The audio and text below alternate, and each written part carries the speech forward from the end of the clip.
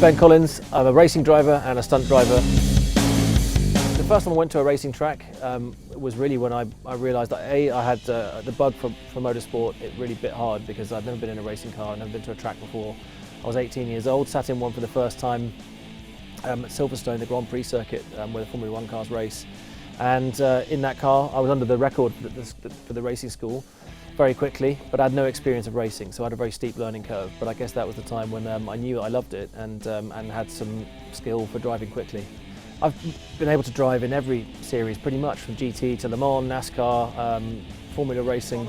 I raced Indy Lights as well when I was trying to get into IndyCar, and I think IndyCar is I mean, as a spectator, it's my favourite sport because it encompasses everything from the oval racing, street circuits, the Formula 1 style road tracks. I've loved NASCAR too because it's a black art really. Those cars are always on the edge of control and sliding around in tight packs. You've got the invisible eye and hand of God, it feels like, pushing these cars around because they're squirming in the aerodynamic vortex that they throw off each other. But my favourite racing of all time has been Le Mans 24 Hour, which is where I've spent most of my career, racing for long periods of time, trying to stay awake, racing for 3 or 4 hours. The first car I raced around Le Mans could do 220 miles an hour, had a V10 engine, 800 horsepower, the wheels could spin up in third gear in the dry. It was an incredible experience doing that. In a way it's the ultimate challenge because the team has to do everything perfectly. The driver can't make any mistakes and it's brutal, absolutely brutal on the car. The idea about when you're racing at these high speeds is to think about nothing except what you're doing. The invasive thoughts that come in, if you start thinking about your mortgage or what you might want for dinner, that kind of stuff, it's human nature. Those thoughts are there, but you have to suppress them completely. You need to be completely focused in the place you are and really thinking ahead, ideally as far ahead as possible. So as you're tackling one corner, you're already looking ahead and thinking about the next one. Strategizing about where you are in position to other cars on the track, what's coming up behind you, listening to the radio, how much fuel do you have. The modern cars now, we have a lot more settings you have to adjust while you're driving to sort of keep the car trimmed and optimized for those big long runs, because in a way it's a speed race but it's become a fuel race. We're trying to use as little energy as possible. Even down to the driving style you use has to be tailored for the fuel, the energy consumption. So Le Mans is really everything that we want to develop for road cars, efficiency and all those good things, the economy that we want, as well as the performance, all comes in that world. And so that is what you're focused on, as well as juggling the car, because you're on the edge, you're on a knife edge, the car is dancing and you've got to be ready to catch it. The huge difference between motorsport and movies. In motorsport, our job is to protect the car, not to crash it, get across the line. To finish first, you first have to finish with a car in one piece.